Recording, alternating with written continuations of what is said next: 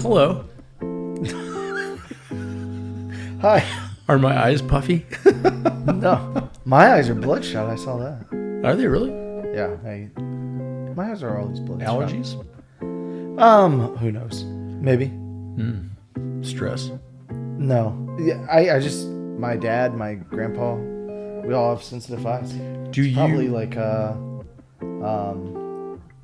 sometimes shampoo will get in my eyes. Yeah. My eyes will be like back in the day. Remember when you could smoke places? Oh yeah.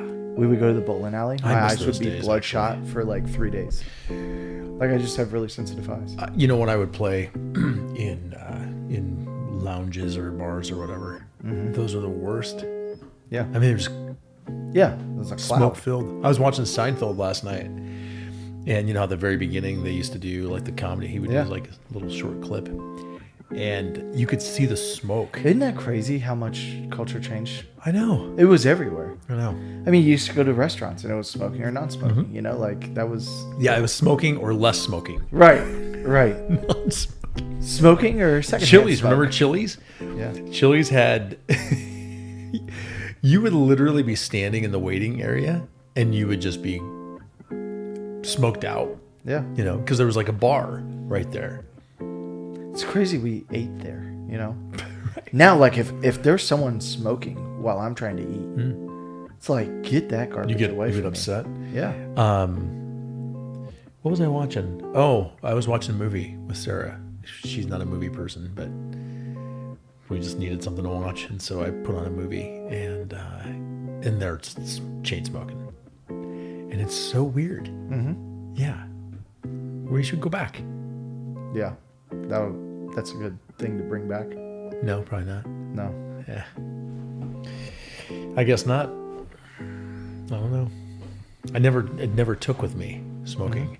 You gonna give it a reason to the people why your eyes are puffy? You're just gonna move on. Are they? I can't really tell. Maybe I just always look like this. Why does Brassman look like he's been in a fight?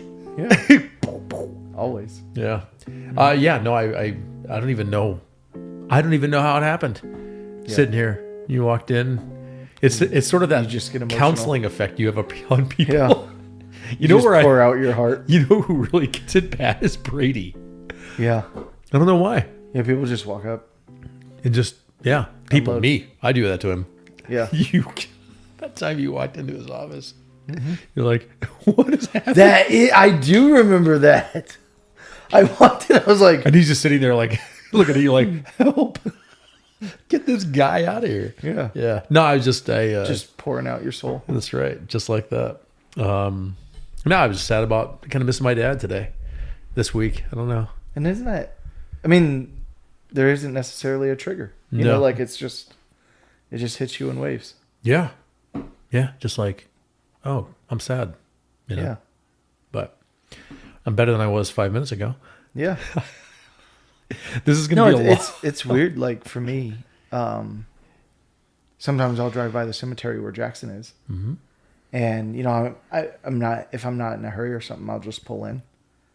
And, you know, I just stand over his grave and I just let out a cry. Like every once in a while, you know, it's just like one of those things of just, you know, I think I don't buy into the cliche that like I bottle up my emotions and stuff like that. But I just think I have certain times and where like I can feel like my emotions are kind of ready to get a little release, you know, and yeah, it's good to just let them out. And that's my spot I go to every once in a while and just like, yeah, I just always think about, you know, I just always say I'm sorry. Like it's one of those things like talking about our stuff today. You know, we get to talk about salvation and we get to talk about heaven, but as much as I know in my heart and in my mind, he's good. Like he's way better than if he had been here, you know. But still to just think like that was his time on earth was a little bit in Joe's belly, and then we held him on a bathroom floor. Mm-hmm. Took him to a hospital, and they just took him away. You know? I don't know. I go and I just think, man, I'm sorry. That's what happened. That's all there was. You know? I think it's hard as a dad because, like, you know, you want to protect your babies. Mm-hmm. You know, and no, we're starting off deep. I saw, I don't know if you saw this, there's like a thing going viral, but I guess some woman, I don't know the whole backstory, but some woman posted, a younger girl, posted a picture of her and her husband, fiance, boyfriend, something like that. Was that Taylor Swift? No, I saw that. Good for them. Sure. You know, like, I know some people hate on it, you know, like, but if you're Taylor Swift, truly, how can you date somebody? You know, like, that's gotta be so hard, you know, so public. Mm-hmm. And yet they seem happy, and, you know, she's got like the little love story, the little cheerleader with the football player kind of thing going on, or whatever it is, you know, good for them. Mm-hmm. I can tell you this, she ever goes swimming, she needs to worry. That rock's going to take her down to the... Oh, really? I didn't see it. Oh, yeah. Yeah. The girls in the office were like, they got engaged, you know, and I looked and I was like, good night. That's a rock. As it should be. Yeah. So. But you saw, who was this? Oh, yeah. So there was this young girl, you know, she's probably in her 20s. She posted a picture of her and her, whoever, you know, significant other guy, and they're at like a campfire, and like the caption said something like, you know, here we are just sharing our dreams of our future, and little did I know that one day soon, like, I would be trying to resuscitate you after an 80-foot fall because you gave your life to save mine, or something like that. It's something to that effect. And it's gone viral because all these men have hopped on there, onto the comments, and said, like, don't you dare feel bad. That is what every man wants.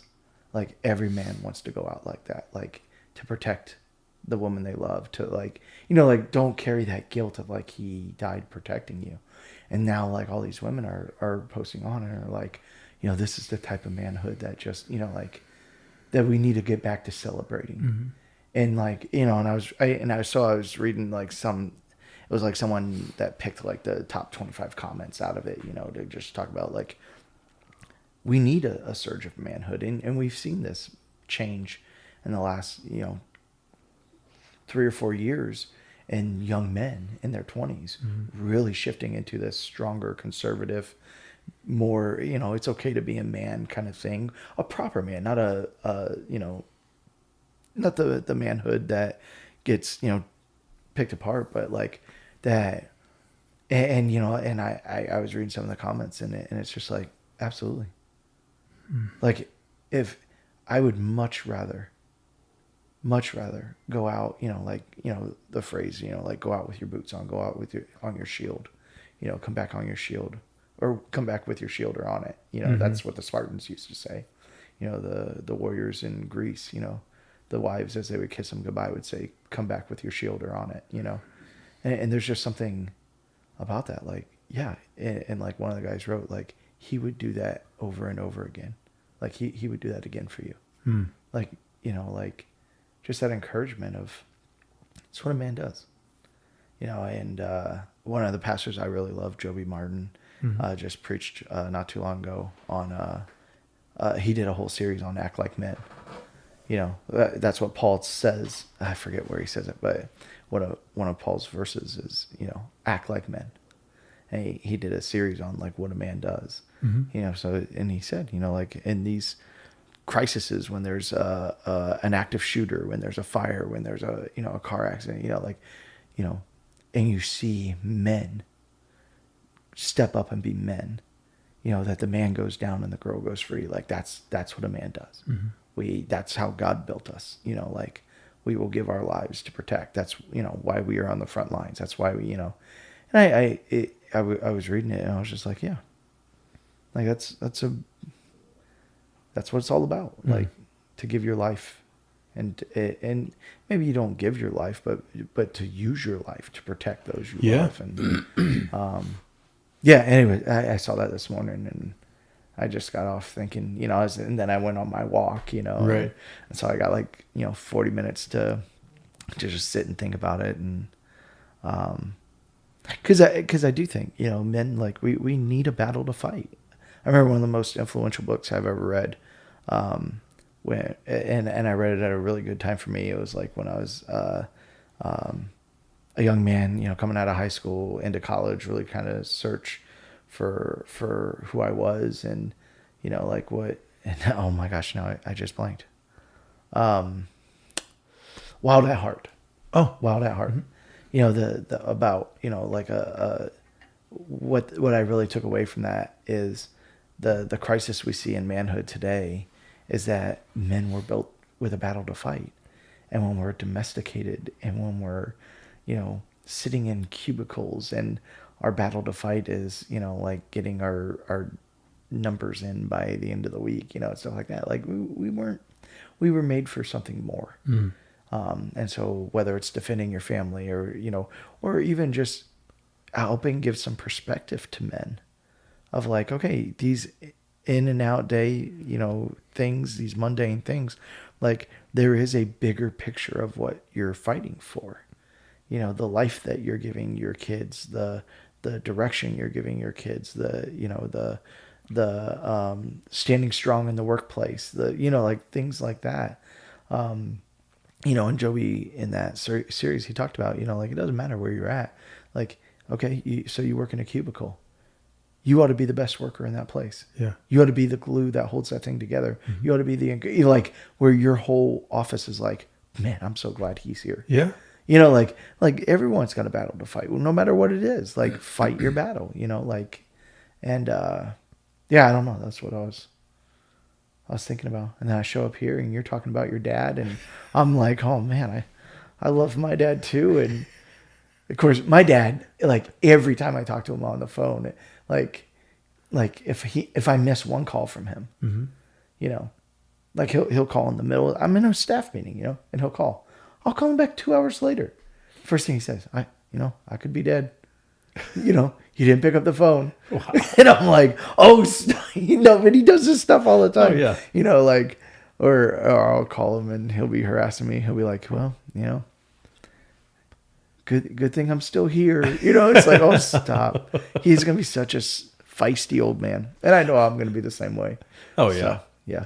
Oh, yeah. No, I getting to know him a little bit. Definitely see the similarities. I know I have a pretty good idea of why you are the way you are. Oh yeah. Yeah. Yeah. Which is good. And then I see it in your son. Mm-hmm. Yeah. So there's that. Yep. Raising little bell boys. Little bell boys. Mm-hmm. Yes. How are they doing? Everybody's good. Flag football's going on. I'm helping coach that team. And that's just fun, It's just fun to have an impact because I just love the opportunity that it's with his classmates, it's through the school. Mm-hmm. So like I get to hang out with these boys that are in my boys' class. Yeah. And they get, and now they all, like, it's like Coach Bell, and, I was just at school the other day for just to do something, and like they saw me, Coach Bell, like it's just nice to get to see your son's friends, and to be a part of getting to know them. And so when they're starting to talk about like, oh, I'm playing with this kid more. Yeah, he's a good kid. Play with him more. And then they're like, I'm starting to play with this kid more. No, don't play with that kid more. Like I'm going to guide you a little bit there, we all have that friend. Yeah, we all have that friend. Yeah. And so boys are good. And the girls are good. We've had some ups and downs with kind of friendships in the last year or two. And I mean, it's a little thing, but it's not to them. It's their whole world, And we're in a really good place right now with friends. And so that's good. And I mean, you've gone through that, I'm sure, with Yeah. your kids, and I mean, it's rough, man. Like because when your kids are friends with someone else's kids, like you end up getting kind of close to the parents sometimes, and then Yeah. there's like a little breakup, and you're like, oh man, this got awkward, and Yeah. so we're in a good spot with friends right now. That's a good thing.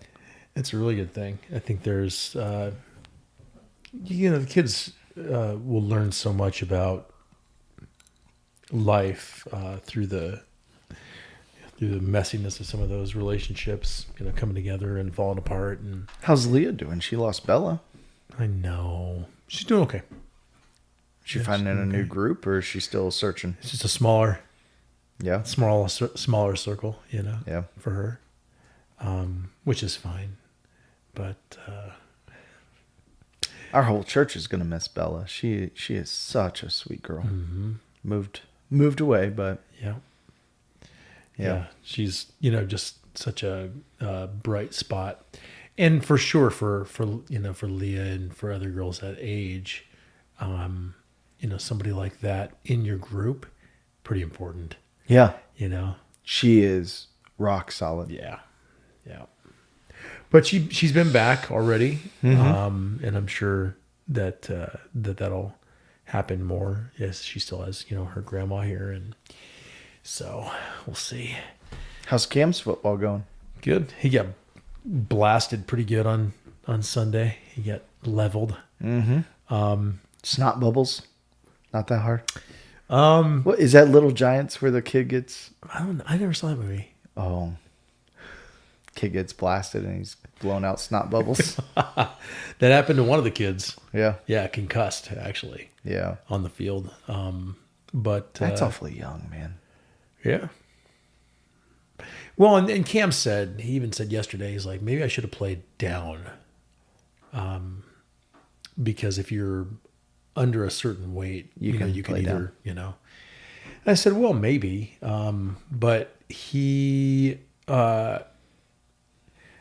in some ways, just that the physical nature of that game will help him, I think, and the position he's playing, he's not like on the line or anything.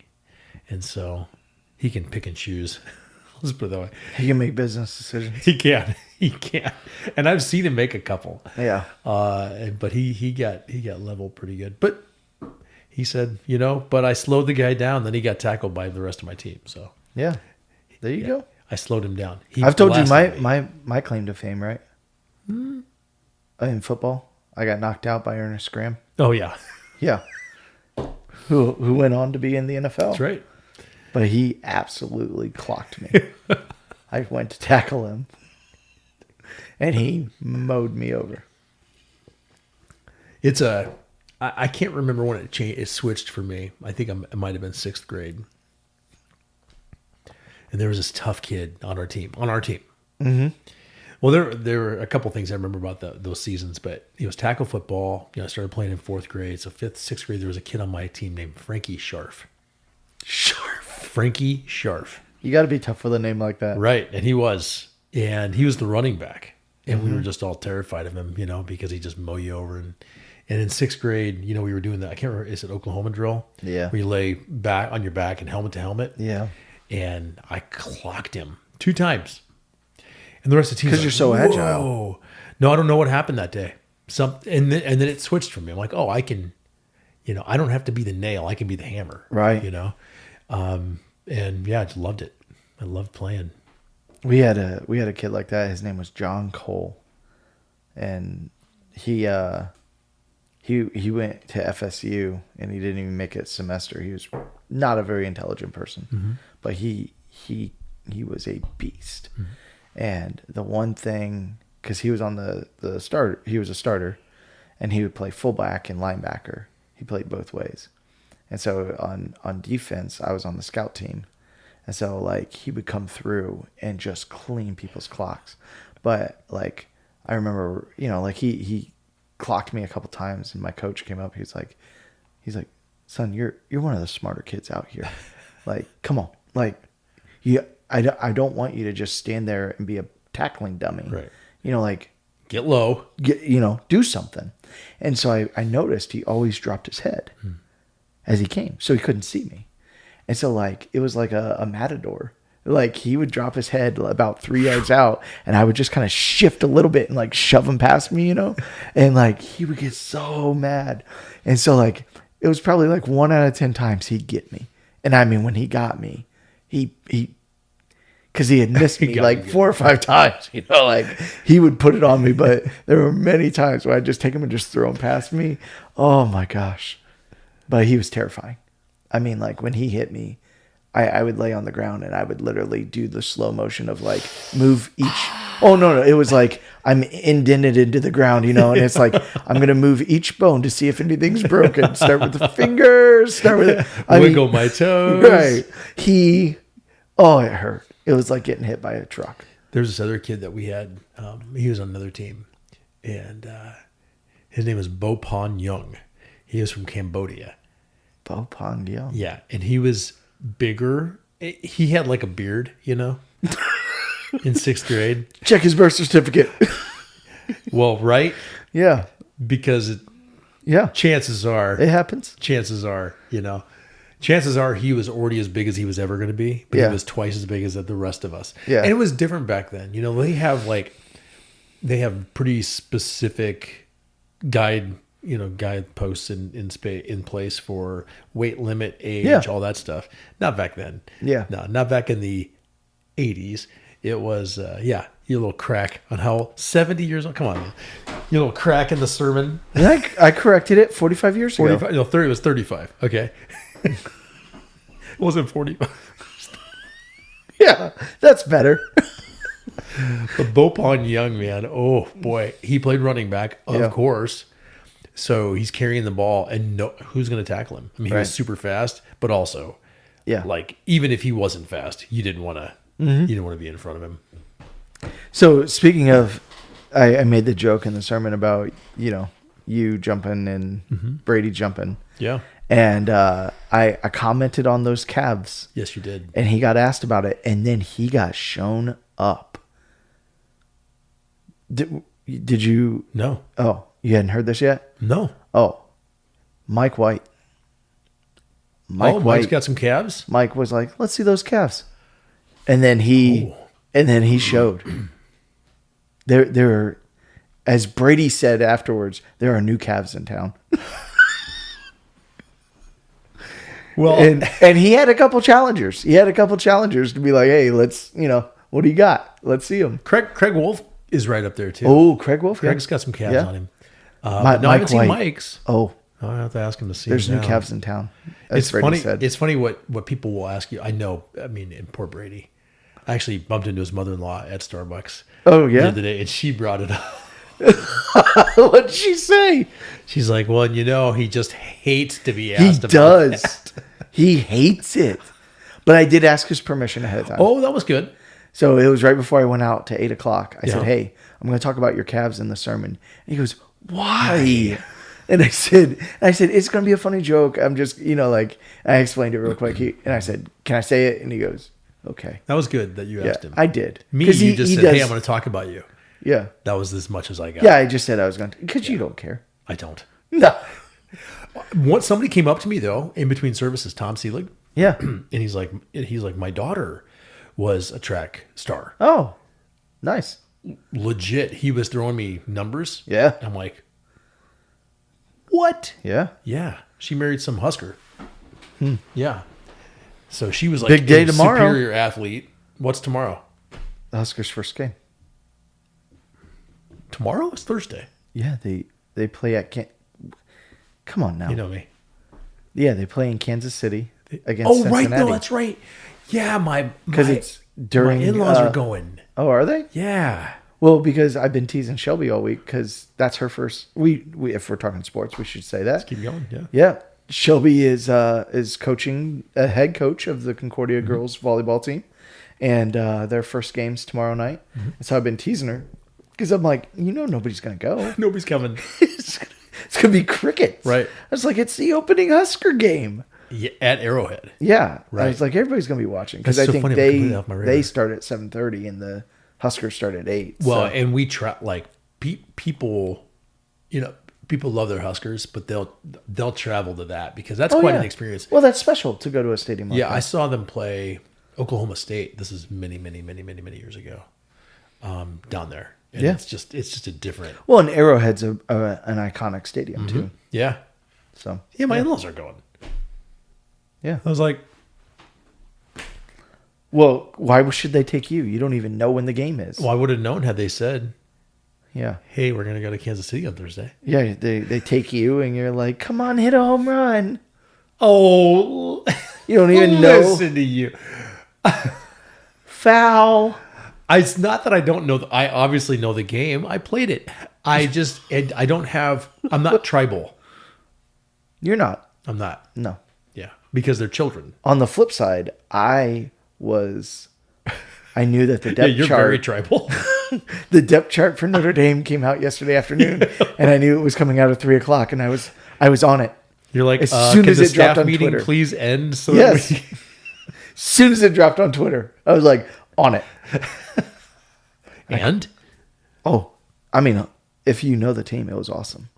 I don't. Well, because I mean, like, there's lots of debate who's going to be the starters, you know? Because he said we're going to play 6 deep at defensive end, so it's like, who won it? Who's the starters? Yeah. So, like, it was little things like that. Who's going to be the backup? A lot of freshmen got backup spots, which is interesting. Ooh, good recruiting class, obviously. Right. Who do they play? They open at Miami on Sunday night prime time.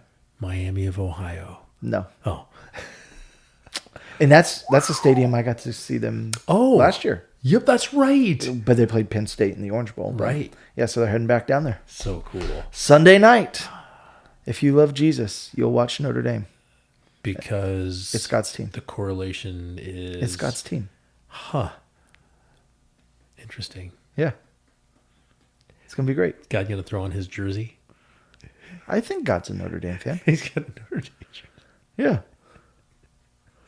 Touchdown, Jesus, Yeah. indeed. Well,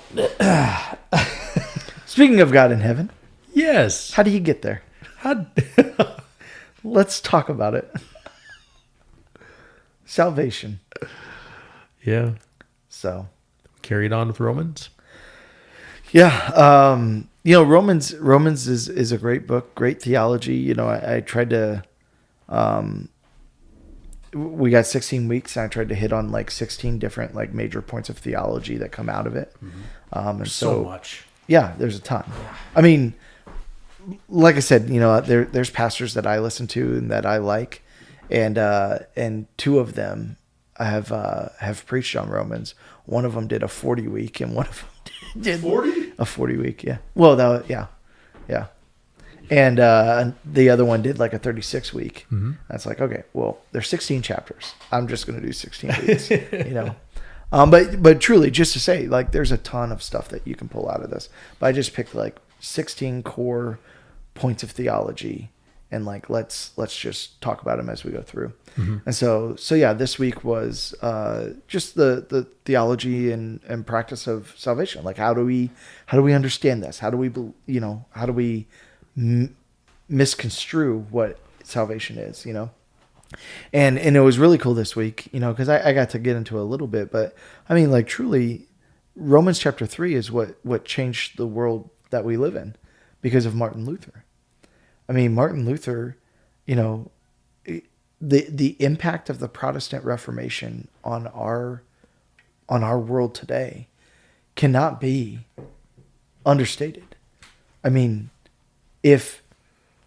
and obviously it's all to God's design and stuff like that. But, if the only church today was still the Catholic Church, the only Christian church today was still the Catholic Church, and we were selling indulgences and the service was in Latin, I mean, think about that. So Martin Luther, as he's there in the 1500s in Germany, the service is in Latin. So you show up to church, you have zero idea of what is being said. You just stand up and sit down. You don't partake of the communion, because at that point only the pastors, only the priest would take communion on behalf of the congregation. And so you would just stand to watch. The Bible is the Vulgate. It's the Latin, so you can't read the Bible for yourself. It's all these things, and so I mean, can you imagine if you fast forward that? Because even the Catholic Church reformed after Luther to say, okay, wait, maybe there's some things that we should correct here. Yeah. So I mean, what he did, it revolutionized the world, and it revolutionized Christianity.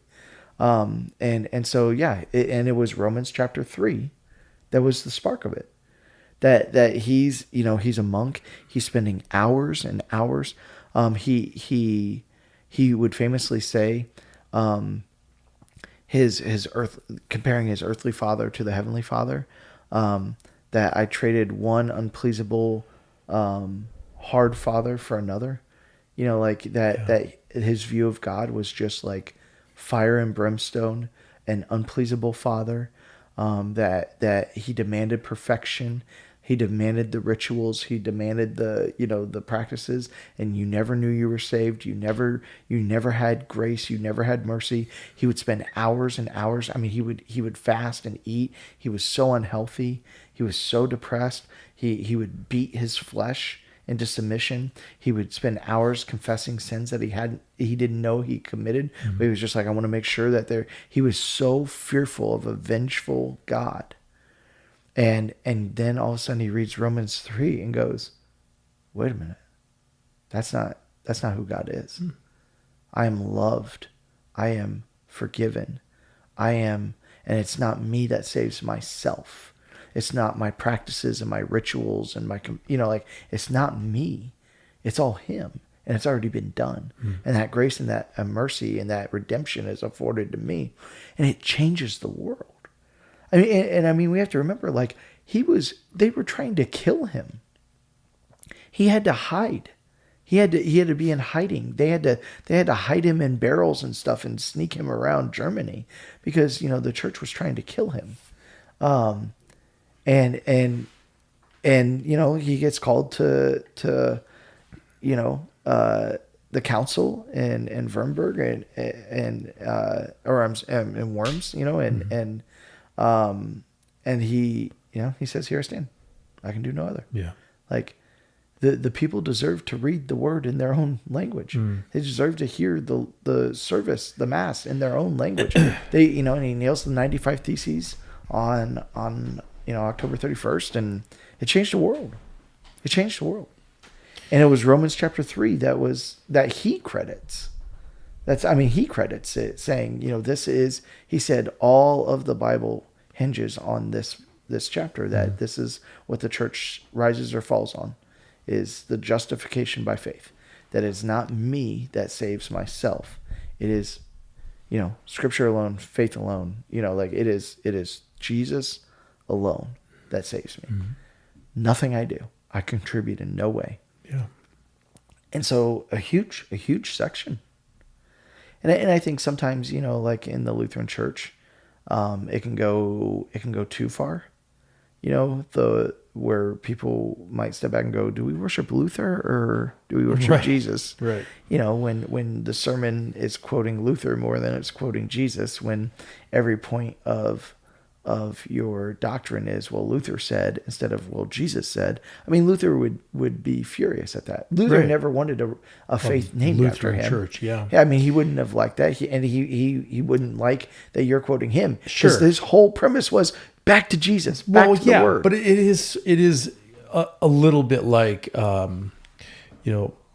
Michael Scott from The Office, Wayne Gretzky. Mm. You miss 100% of the shots you don't take. He's quoting Gretzky. He's not quoting him. Right. And so that's Luther as well. He's not saying, I'm saying, he's like, this is what the book says. Give it back to the people, and this is what Jesus says. Yeah, but at the same time, I also think, of course, with this massive Reformation, there's also going to be people who take the opportunity to use Scripture out of context where they couldn't. Well, do that before. That's what happens is with the Protestant Reformation come a bunch of offshoots. You have Zwingli and the Radicals. You have the Anabaptists. You have all these other groups that start splintering out that have had issues with the church for all these years, and they're going, all right, Now the door's open. Yeah. Here we go. Yeah. And I mean, that's where we get all the denominations we have today. Is all these people arguing over points of doctrine and faith and non-denominations as well. yes, Like, which are never true. There's no such thing as a non-denominational church. Right. You have a doctrine, and typically they're all Baptist. I mean, theologically, they're either Reformed or Baptist. That's what they all are. right. And they'll change one little point of doctrine that they it. don't like from the Baptist and say they're not denom. It's anyways. But yeah, so yeah, we look at Romans 3 through that lens, that this is one of the most pivotal chapters in the Bible. You know, and it's funny, it's not a John 3:16. It's not a, Right. that we would point to as one of the pivotal verses of the Bible. It's Romans 3 that finally breaks through to Luther. And so yeah, so what we talked about is this, like, do you understand? Because I mean, isn't that crazy that like people today would step back and be like, of all the verses that should have sparked a revolution, like they would point to others. And it's like, well, okay, so maybe instead of saying like, why isn't it this? Like, maybe you should look at Romans 3. Yeah. Like, what is it in there that you're missing, that you're not seeing, like this aha moment, And so that was really what I was trying to do is like, let's look at it. What is it that really sparked it? And the first part of it is, it starts with, like, all have fallen short. All have fallen short. Until you truly recognize and believe that, the gospel doesn't ring true. Because if you don't think you need saved, or you think you just need help, or you think you can save yourself, or you think that the gospel is just that God's going to make you better, like, until you recognize, like, I am marked for death. God's wrath is coming for me. Because so many people say, well, I'm saved. And I don't think they recognize, what are you saved from? Who are you saved from? You are saved by God, from God. Think about that. You have the God of the universe coming down on you. You have the God of the universe coming after you. And when you say, I'm saved, and that's why, like that last verse that Brady read, that he is the just and the justifier. That's what it was talking about. He is just. He will punish sin. And you are that sin that he is going to punish. You are the one that has the wrath of God coming for you. And I think so many people in our church today, I'm not just talking about GraceHill, but GraceHill specifically, this is true. But our American church today, they just don't believe they're a bad person. They don't. When you sit there and you say, like, God's wrath is coming for you, all they've heard their whole life is God loves you and you're forgiven. God loves you and you're forgiven. God loves you and you're forgiven. And that's true. But if you don't recognize the bigger point, that you are not a good person, that you cannot save yourself, that you deserve wrath. And we live in such a sensitive mental health culture that's like, well, don't tell people they're a bad person.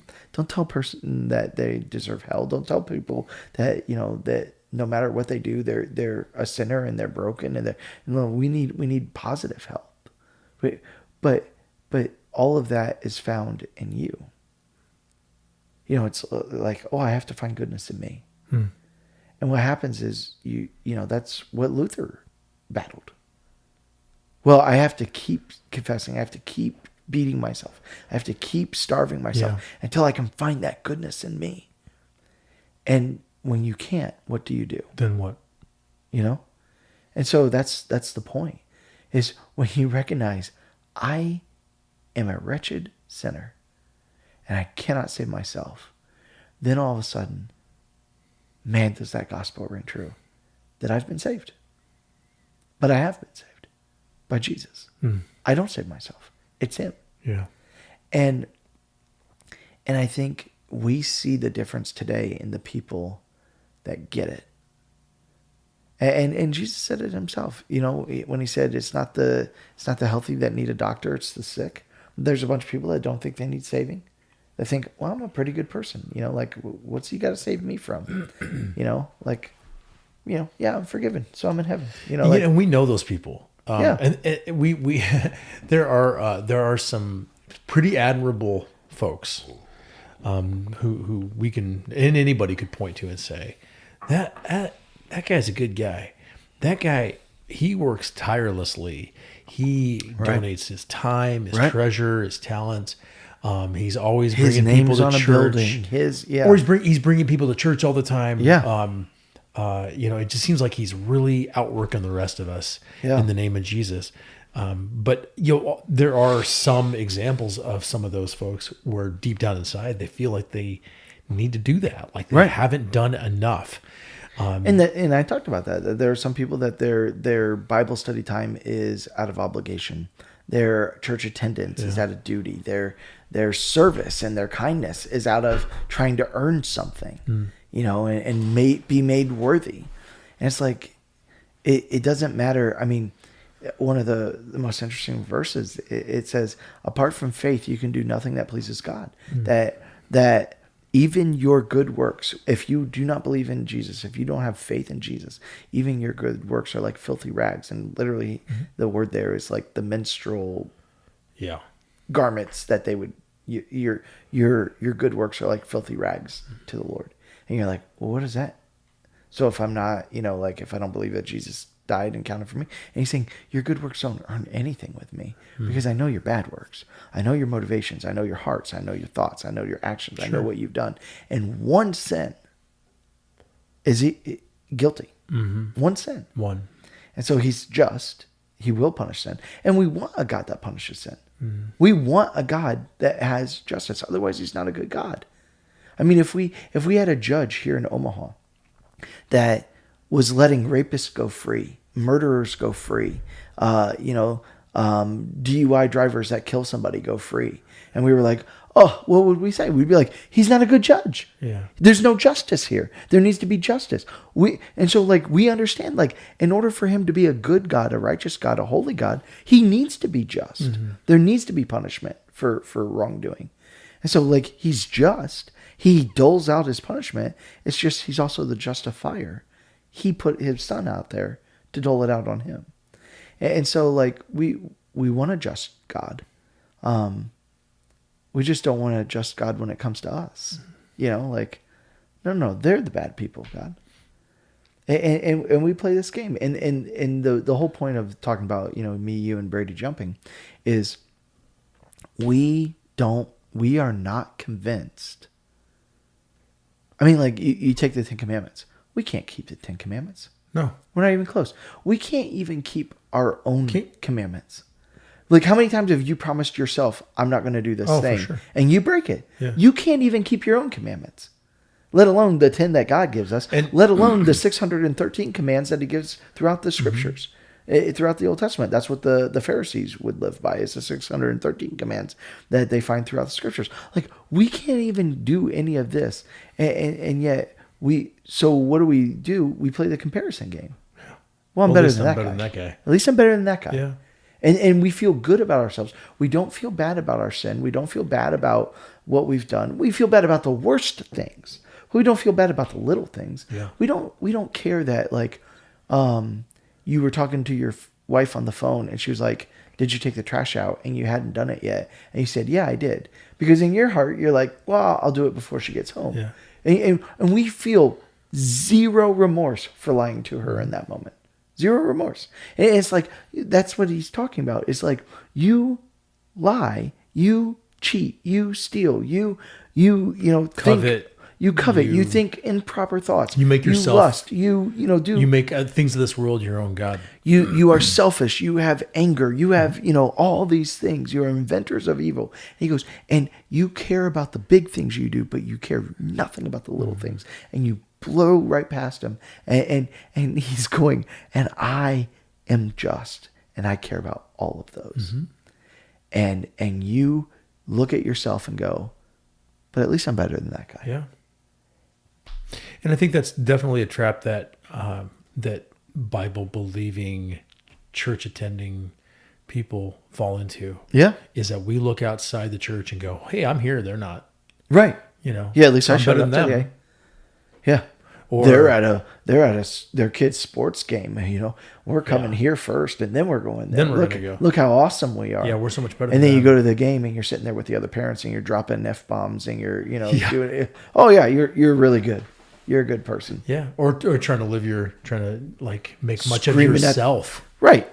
through your kids' activities, Screaming at the little referee. things. And, Or how about yeah. on the way to the game in the car? Speeding, running red lights, yelling at your kids. Mm-hmm. Yeah. Yeah, well, we can. You said in your sermon, we'll compare. We'll play the comparison game, whether it's a group of friends that we're in, or if it's our neighbors or our coworkers or just strangers. We'll say, oh, better than that guy. Yeah. Better than them. But we should comparing ourselves to one, and that is a terrifying Yeah. idea. Yeah. The concept of comparing myself to Jesus is, it's not a pleasant thought. It's not even close. I guess it shouldn't be. No. Ultimately, No. it should be full of gratitude, and then just in any way, incrementally, to any minute detail, to try to be more like him each day. Yeah. And the way I wanted to end it was by saying what motivates us to do that. Yeah. It can't be, I'm going to go out there and I'm going to try harder so that I'm more loved, so that I don't have to ask for as much forgiveness, so that I can be better. That's not the point. The point is, do you understand his grace and mercy in your life so that as you leave here today, you just go, I'm saved. Whether I go out there and I knock it out of the park today, or I am a bumbling mess today, Yeah. I am loved and I am forgiven and my sin has already been paid for. And so I get to live. And it's crazy that people recognize more the things of this life.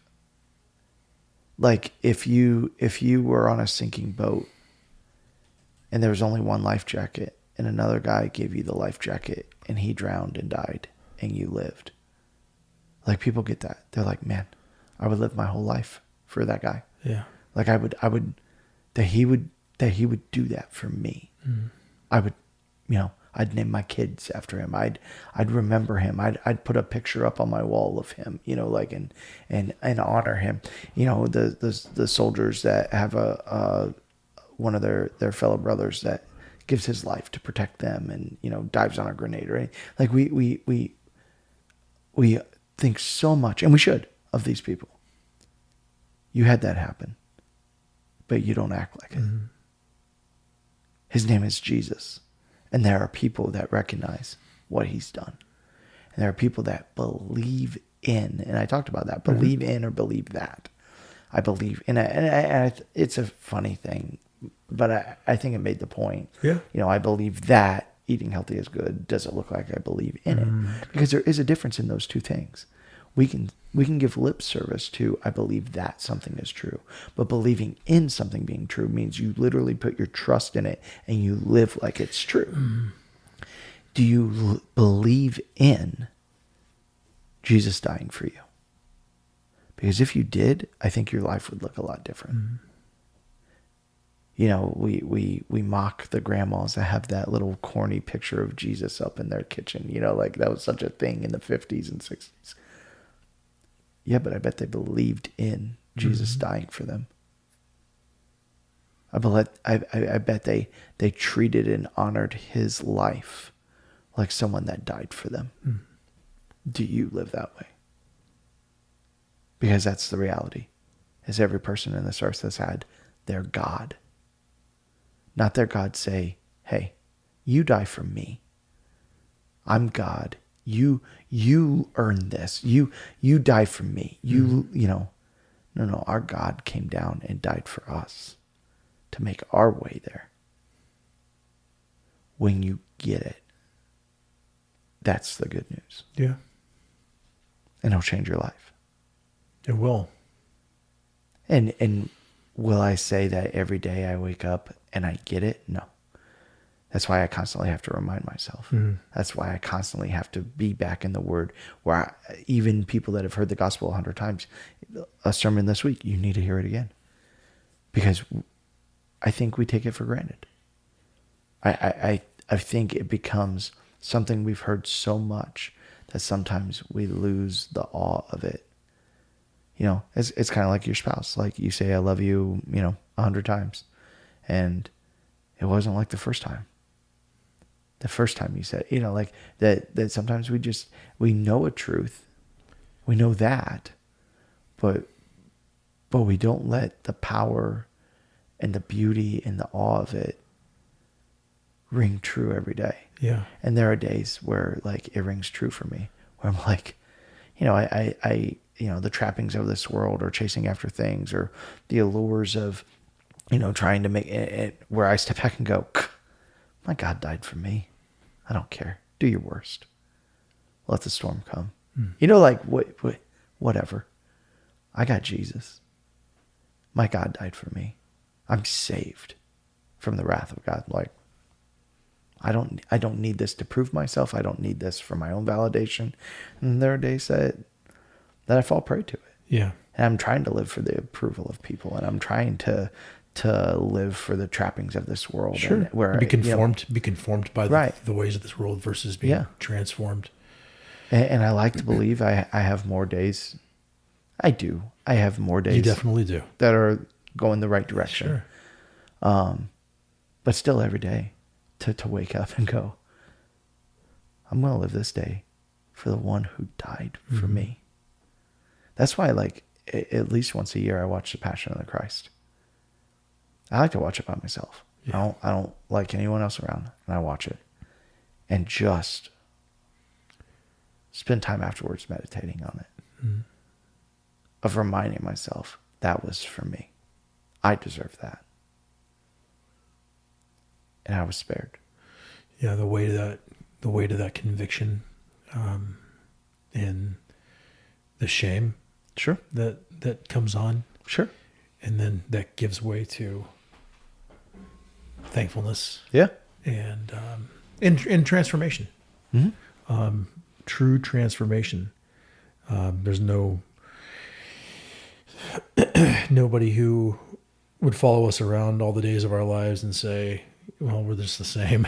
You're right. The same. Oh, you're the same guy you were 20 well, years ago. And I think like that's one of the most powerful moments of, like, Saving Private Ryan, is at the end, the old man goes and finds the gravestone of Tom Hanks' character, and he stands there with his wife, and he looks at her and he says, tell me I'm a good man. Right.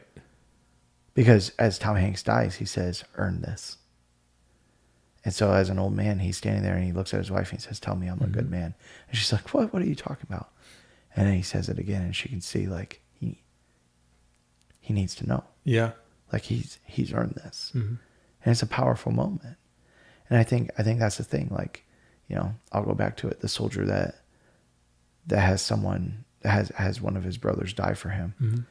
When he's got the choice of, am I going to go to the bar and fart around and, try and pick up chicks? And no, that's not a way to honor him. That's not worth living for. Sure. I'm going to live this way. I'm going to make things right. I'm going to do things the right way. I'm going to bless people. I'm going to make something of, my life. In the same way, it's like, man, when you understand how precious you are, that someone died for you, I'm not going to waste my time on this junk. Yeah. I'm not going to chase after these things. I'm not going to make, like, are my kids in sports? Yeah. If they had practice on Wednesday, would I take them to church or to sports? I'd take them to church. Because Jesus died for them. Not their coach. Not, the inventor of football. I don't even know who it is. Like, he didn't die for them.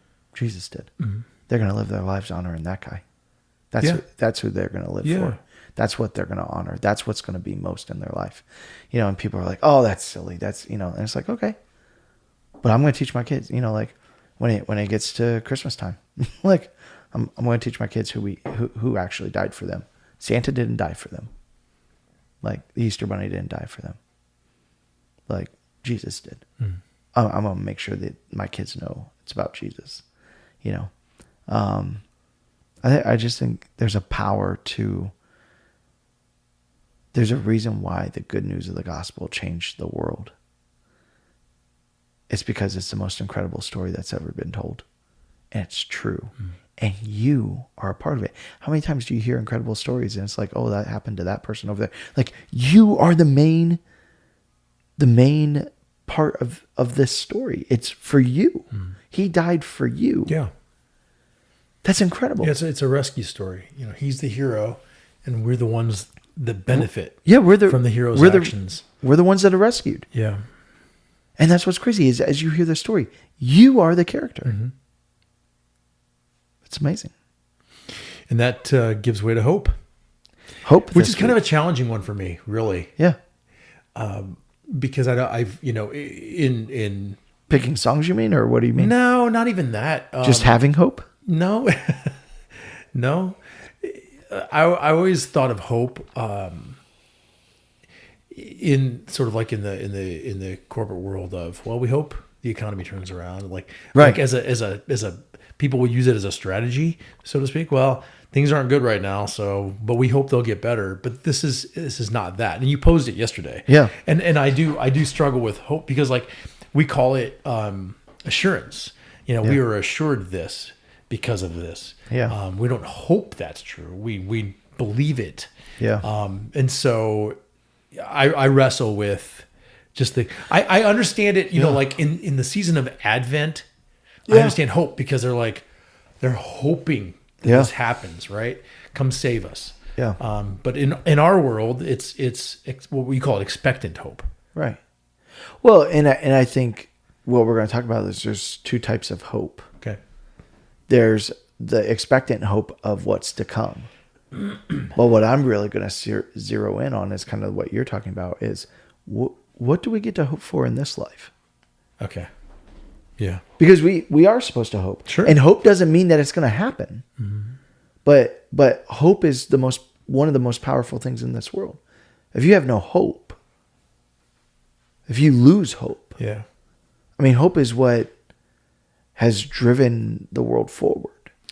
So that is such a great way to put that, because I know people without it. Yeah. And their lives look different. Yes. And that's a heartbreaking thing, really. And that's what I want to talk about is it's okay to hope. And in fact, like God encourages us to hope. Yeah. Not 100% for what's to come. Yes. That's assured. And so we put our hope in that we put our hope in that what he says is real and that what he promises will come to fruition. But do you hope in this life? And I think we're to be people of hope. That we're not to be pessimists. Okay, I like where you're going. This is going to be powerful for a lot of people. I think so. Because a lot of people are like, this world's shot, broken, done. This is come, Lord Jesus, come. We can't. This is it. It's not. I mean, what do we better. pray in the Lord's Prayer? Thy kingdom come, thy will be done. Yes, here as in heaven. Yes, here as in heaven. That we should see things here happen, and we should be hopeful of those things. Spoiler alerts. Yep. Well, I'm looking forward to it. It's gonna be good. Yeah. It is. Thank you. Yep. Have a good one, guys. Yeah, God bless.